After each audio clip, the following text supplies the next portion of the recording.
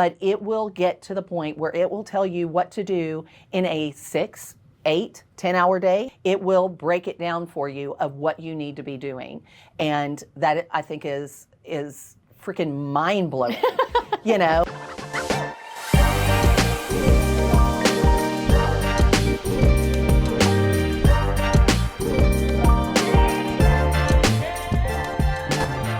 Welcome to Maverick Minded Realtors podcast, where we teach you to level up your game in an ever-changing market. So today, we are going to talk about artificial intelligence. Have you heard of it? Because I'm surprised how many people haven't. Like this last week, I'm like, what? What? I use it all the time. What? I don't even understand how to exist without it anymore. And Yeah. it seemed to have come over very, very quickly. And I'll admit, it seems really, really overwhelming. But what I have learned about it is AI is honestly like having a personal assistant at your fingertips to help you with a whole bunch of stuff that you probably haven't even thought about. So we're here today to share some insights on what tools you can use to make your life a little easier. Yeah. Well, one of the things that I will totally relate this to is I remember the first time I heard, hey, you should get yourself a VA. And I was like, what?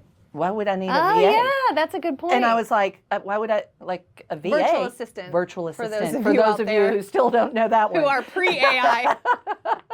But no, the VA assistant, or the VA, I was like, what? That seems like, what? How can I keep track with that? And now I can't imagine life without her because she works when I'm not, or when I'm sleeping. I send it over, it's done, I mean, although she keeps some of the same hours as me. But now instead of training your VA, you just have the AI now train your VA right? for the personal touch of things. That's a really But good it's like it was though. a transition, it started with a VA and then now we're at AI and we're still doing acronyms, so it's awesome. Yeah, and just for some quick context for anyone out there who is a little bit behind the times, and I do think I'm still behind the times because there's some people that are really digging into this, kind of the early adopters, but ChatGPT I think is probably the most common one that people are using.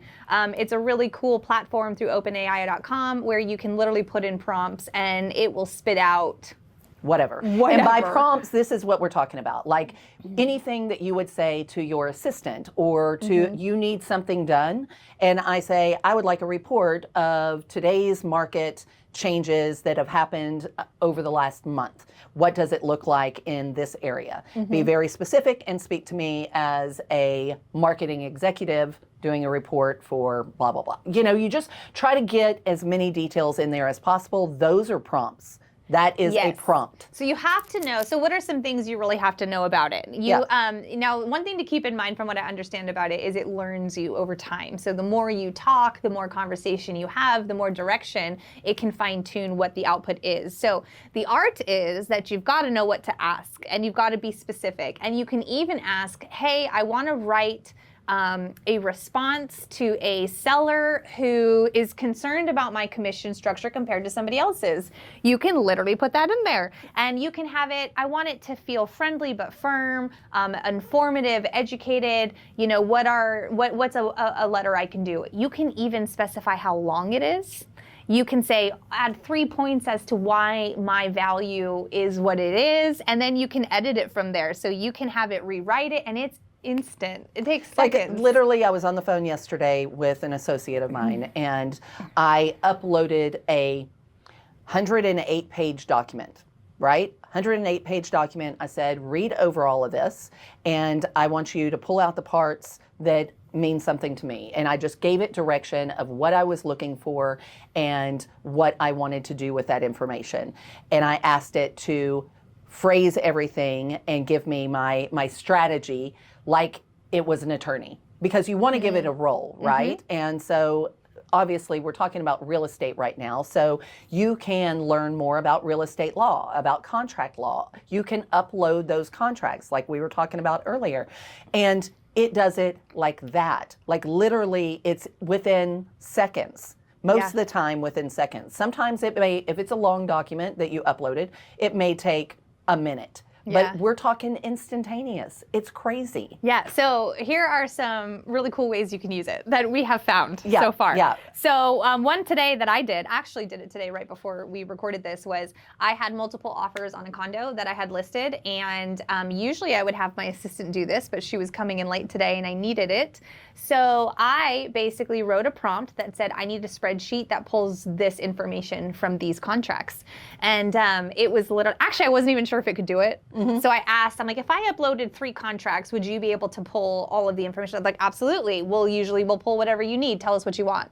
And so I said, name, purchase price, financing, closing date. Are they asking for a settlement credit? What's the earnest money? All the things you want to compare in an offer. How long's the option period? And all I did, and it said, sure, I will make a spreadsheet. Upload me the contracts. All I did was download and upload them, and it took 30 seconds. Yeah. And I had a spreadsheet, a downloadable spreadsheet with all of the columns that I could go in and edit and review. So instead of putting it all together and taking the time to read everything, I could just go and double check certain things that were missing.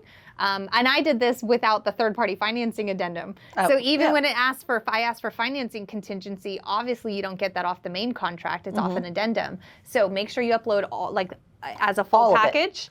And you'll get all the information you want. It took seconds. I didn't have to ask my VA to do it. She was in the middle of doing something else, and it was just an awesome tool. Well, can you imagine doing that back whenever it was crazy and you were getting 50 offers 15, on 20 every offers. house? And so you were having to present that to every client. And you're scouring all of and making notes and then putting everything in a spreadsheet. And the amount of time that would have saved. Just bam, done. That's one of my favorite ones that I've used so far. Well, I will say this morning before we recorded, we really do this. Today, we always talk, what topics are we going to talk about? What have we been dealing with? What is something that's front of mind or that we're having issues with or we've heard a lot about? And that's how we come up with our topics. And so she and I were going back and forth with emails, and we came up with a list of topics and a list of things that we wanted to just kind of talk about with each of those topics. And then once we decided what that would look like, to elaborate, I put those into my chat GPT, and then I just said, hey, I want you to outline this with a hook, with a title, with a thumbnail, and all of these are the points that we want to make during this presentation. And bam, we have outlines. This is why our podcasts are going to get better and better. So stick with us. So stick around. I was actually really impressed because we're really busy, and every time we always feel rushed and last minute. It's easy because we have a lot of experience, but at the end of the day, we want to make it organized for you all. So that was a super cool way. I was very impressed with her. And then I found out it was AI. But you can also do something similar with leads. So if you're somebody who's really into marketing, and building your business, and you're trying to find a list of qualified leads or a farming region, or you want to pull lists, maybe you download a list of divorcees, or you're going after some probates, or whatever the properties are that you're looking for, or the sellers and buyers, you can upload and have them scrub lists. Back in the day when I was running a wholesale company, I would actually request open records of people whose water got shut off, it took me almost 6 months to put that together, because every single month you have to go in and request it. Then you get a spreadsheet. They're all different for every city. Then I had to have somebody go in and scrub it, clean it, put it in the same format so I could upload it. And it was quite a process. And it was every single month, and we would cross lists.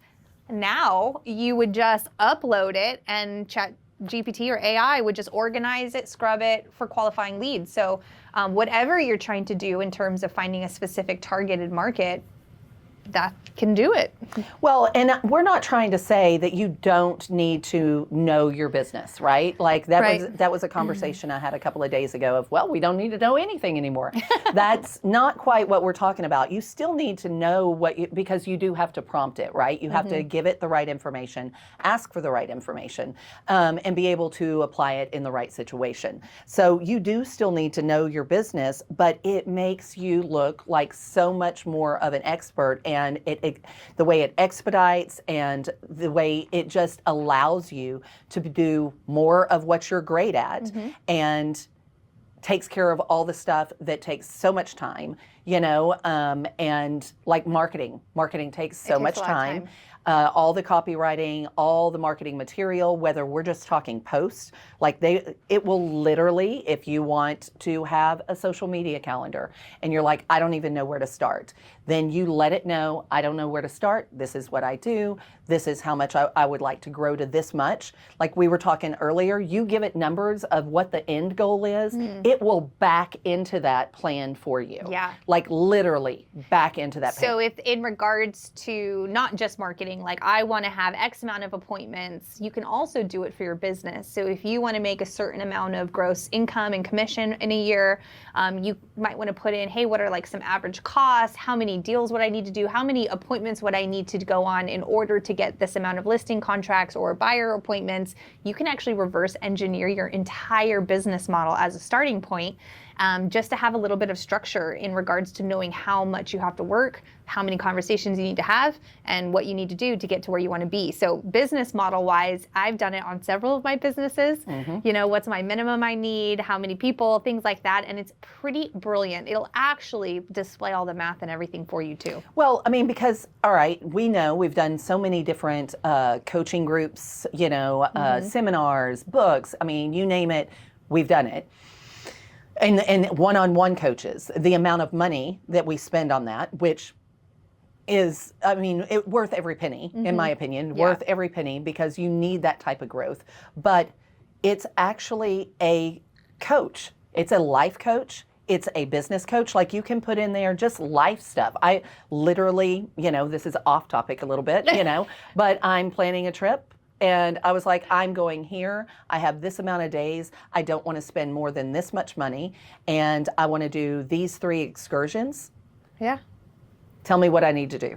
That'd be great for if you're planning any kind of educational seminar for an audience that you want to speak to, get more business, more network connections. Same thing, right? Yeah. I have this amount of time. How should I structure it? What kind of materials should I have? What's common? And it's going to do the work for you. Yep. The business coaching alone is because, like you were saying, like the way that you back into the numbers and it really gets granular, right?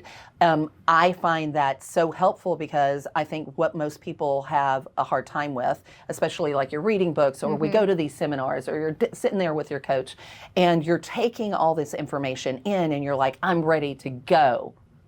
But where do I start? Yeah. And then it's like, what do I do after that one moment? And then after that one moment. And as realtors or investors, your schedule is your schedule every single day. There is nobody telling you what to do for the most part. You have to come up with that. So what are you going to do with your time? And you can put that in there. Like you said, I want to do this many deals. I want to make this much money.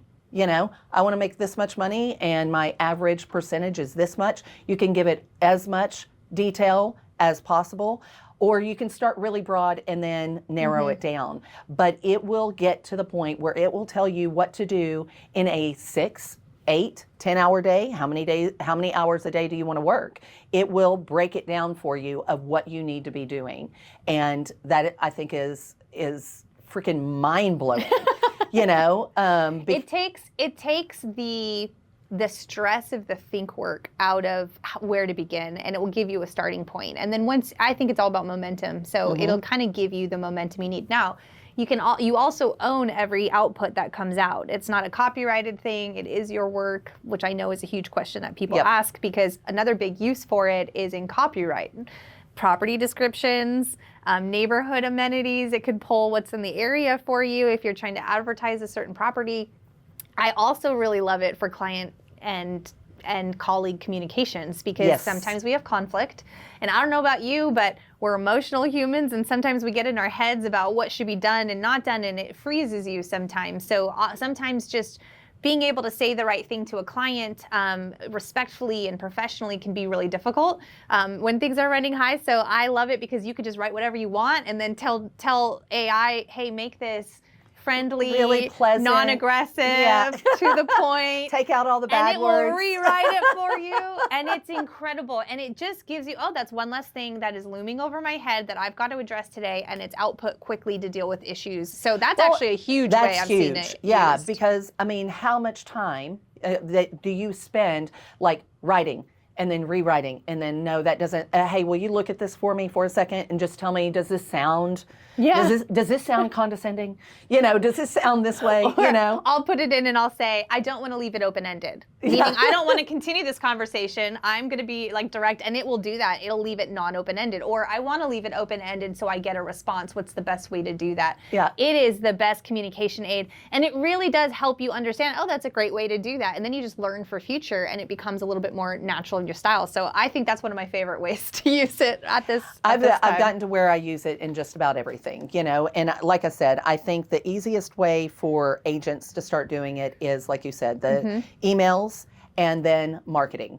Marketing, because really and truly, that's 90% of our job. Yeah, you know? I agree with you. And so that marketing, what does that look like? It's these videos, but what do you say on these videos? So now you're asking AI, what do I say on videos? Like what would be attractive to get more clients? You know, what would be the hook to get more clients or get people to watch the full video? There's just a lot of different ways to use it whenever you're talking about marketing, and it's a plethora of information. It is, for sure. And I don't want you guys to miss out on the different forms of AI, because it's being incorporated into a lot of different things. I don't know about anyone out there, but I use Loom video recording a lot for my team to record processes and procedures. And so there is an AI component to it where it'll actually translate and transcript the gist of your video. I already put it in there for you. It'll give it a label, and you can even train it, hey, I always want it in this format. And it just takes the time and effort out of organizing things for you. I mean, you could pretty much do anything when it comes to that stuff, but it's also incorporated, I noticed, into Slack now, and a few other things, which I haven't gotten a huge time frame to play with it and see what that actually looks like. But I think you'll start noticing in a lot of other applications, there's now assistants where if you go into Zoom, you can download an AI assistant. My team started doing this. Oh yeah? And I was like, what is this? It popped up and said, you know, my assistant, it's like Hazel wants to allow AI to record meeting minutes, so they no longer have to do meeting minutes. Nice. So now she'll press OK, and after our Zoom call, she'll have a nice clean meeting minutes with breakdowns at what point in the video we talked about certain things. So if you're doing any kind of client onboardings or doing any presentations via Zoom, it's an awesome tool and resource to follow up with your clients on and say, here's just a quick transcript of what we talked about today with markers of important pieces of information where there was changes in subjects. It's pretty impressive. That's awesome. That's awesome. I've actually seen people show up to meetings, not show up to meetings, and just their AI bot did, which was interesting. I did not enjoy that. So make sure you're watching what the output is. But yeah, I think those are some of the more creative ways I've seen it used, and completely taken out a lot of hours of work for admin. Tons of hours. The amount of spreadsheets and just, you know, creative thinking. Not that I'm a creative thinker anyway. I don't want that totally to be off my plate, but I love the help, you know, just it's exciting. I love it. But I want y'all to know that while this is just showing you a little bit about what we can do with AI in our business, whether you're an investor or a realtor, there is so much more. And so in the future, we're going to do a couple of episodes on the different platforms out there besides ChatGPT, the different apps that you can use, headshots.